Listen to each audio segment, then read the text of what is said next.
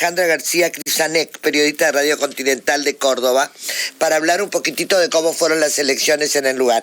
Alejandra, ¿cómo estás? Acá María Mercedes, Horacio y Melanie. Te saludamos desde Continental Corrientes. ¿Cómo estás, Alejandra? Un placer. ¿Cómo estás, María, Melanie, Horacio y a toda la audiencia de Continental Corrientes? Buenos días, el placer de saludarlos a esta hora de la mañana. Y bien lo decías, ¿no?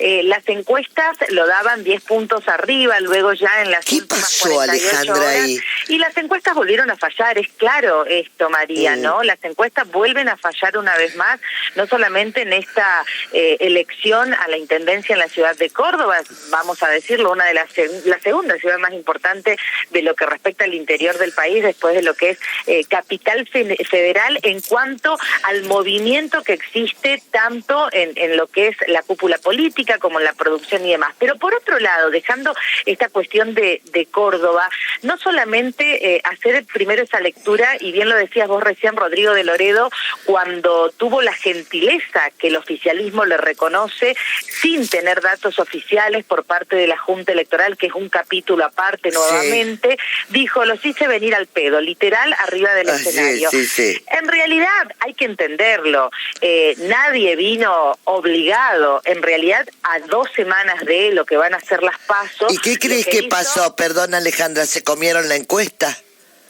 En realidad no se comieron la encuesta. Creemos que en realidad Rodrigo de Loredo ha tenido, como lo viene teniendo la gente de Juntos por el Cambio, lo que es y lo que se dice un trabajo territorial a través de los medios de comunicación.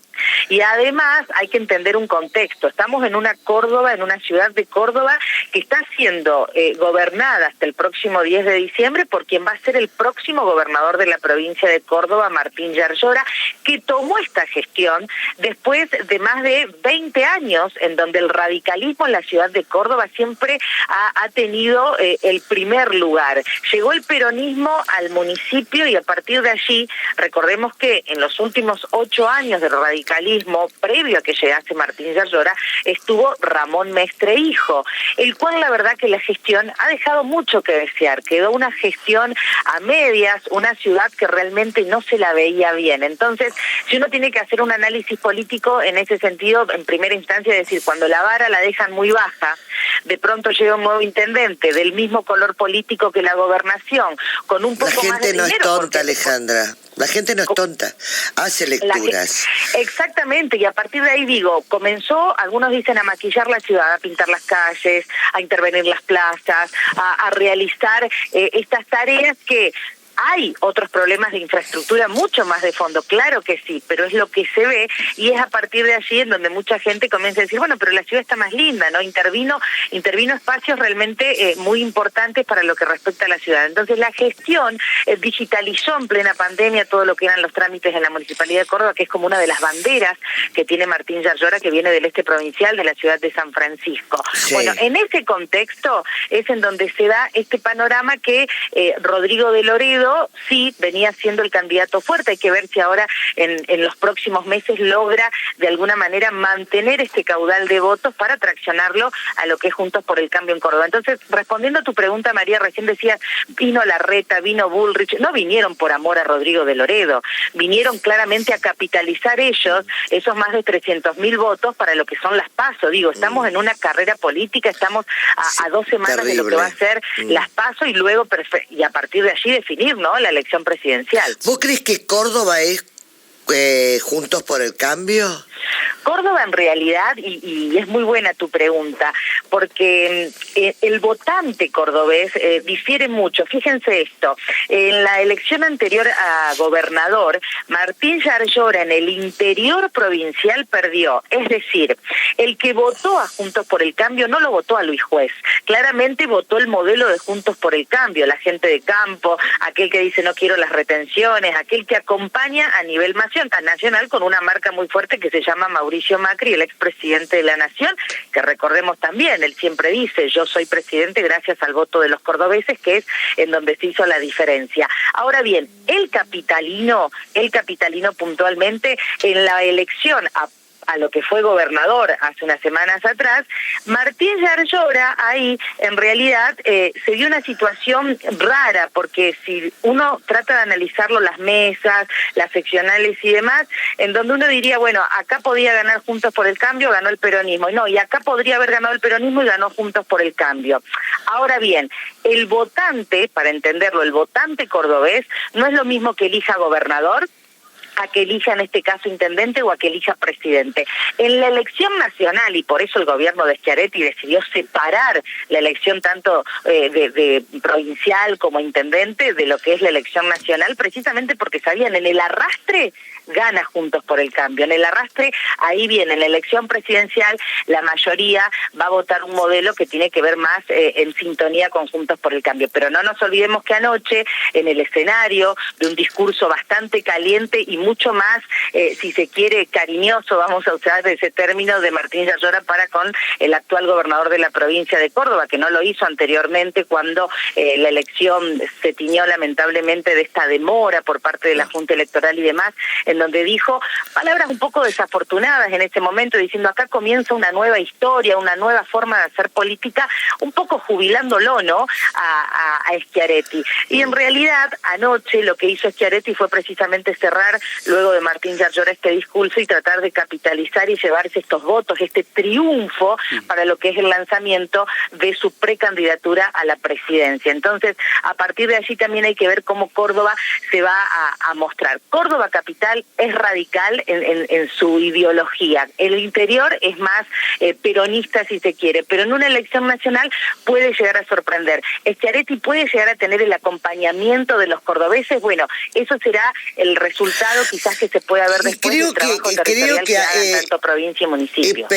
Creo que Schiaretti estuvo inteligente al decir como que habló un poco del peronismo y se separó del kirchnerismo totalmente y dijo que como que una nueva etapa, y creo que eso también gusta, porque hay como una bronca hacia el kirchnerismo en el país. Es histórico, no, pero es histórico en ese sentido, claro. Schiaretti nunca se vio pegado en su discurso público al kirchnerismo, siempre ha sido sumamente crítico. Córdoba es una de las provincias que más aporta al PBI, y de pronto esta cuestión de reclamar lo que son los subsidios que quedan concentrados en lo que es el conurbano bonaerense o en la capital. Entonces, en ese sentido, anoche Martín Yarlora también en su discurso lo dijo, basta, ¿no?, hablar de una Argentina federal y demás. Pero por otro lado, sus senadores y sus diputados, cuando hubo que firmar y acompañar y votar algunas leyes en el Congreso de la Nación, quedaron alineados al kirchnerismo. Entonces también hay que entender ese juego político que hacen permanentemente y que terminan siendo acuerdos. Ahora, ¿qué ocurre si después de las PASO Schiaretti se suma al equipo de Rodríguez Larreta? Al fin y al cabo, quienes se peleaban aquí en Córdoba, peleaban uno de un lado en la oposición, el oficialismo, van a terminar todos en la misma bolsa. Claro, no sorprende. Sí, Horacio. Alejandra, ¿cómo te va? Buen día, Horacio es mi nombre. ¿Cómo estás, Horacio? Finalmente, digamos, ¿con qué línea del peronismo podemos asociar a Pacerini y también a Yarlora? ¿Podés reiterarme la pregunta? Perdón, ¿Con qué línea del peronismo podemos asociar al gobernador electo y al intendente? Bueno, mirá, para que ustedes lo entiendan, ayer Sergio Massa decía este pibe, este hombre joven, sí, y en realidad Pacerini tiene 58 años, te diría que creo, no sé si es más grande que Massa. El punto es que Daniel Pacerini es un hombre de la militancia que nació de la mano de José Manuel de la Sota. Sí hizo mención el candidato Massa a esa cuestión. Totalmente, es un hijo de la Sota, si se lo considera de esa manera, pero es un hombre que tiene un perfil muy bajo, un médico que sigue trabajando en Barrio Maldonado. De hecho, hasta ahora ya debe estar llegando al consultorio y todos los medios deben estar ahí esperándolo, porque él atiende en Barrio Maldonado, que es un barrio muy vulnerable de la periferia de Córdoba, un barrio que atraviesa mucha drogadicción, y él nunca dejó de atender, inclusive en pandemia.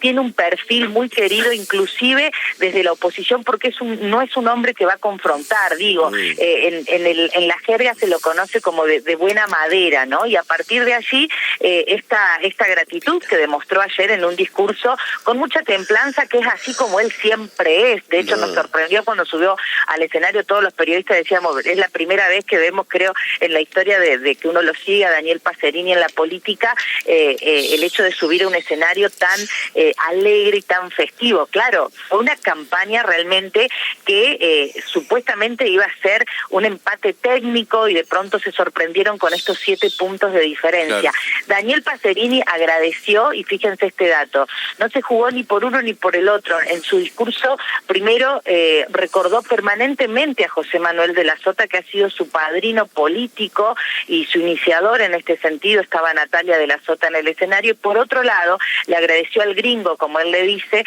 toda la cuestión de haberlo empoderado, de haberlo acompañado, pero también marcó este cariño, esta amistad y este trabajo mancomunado que vienen haciendo con Martín Yarlora, que va a ser el próximo gobernador. Es peronista, por supuesto, pero es de este peronismo cordobés, claro, como bien marcaron los tres en el discurso, que se quieren diferenciar del resto del peronismo a nivel nacional. Quizás un peronismo que ellos consideran un poco más unitario si nos vamos claro. a los viejos tiempos, y por eso Córdoba dicen que es el faro del federalismo, sí. Y ese es el discurso que utilizan estos políticos. Déjame compartir otro dato que es interesante y una constante que se viene dando en este año electoral en las distintas provincias, y es la baja participación.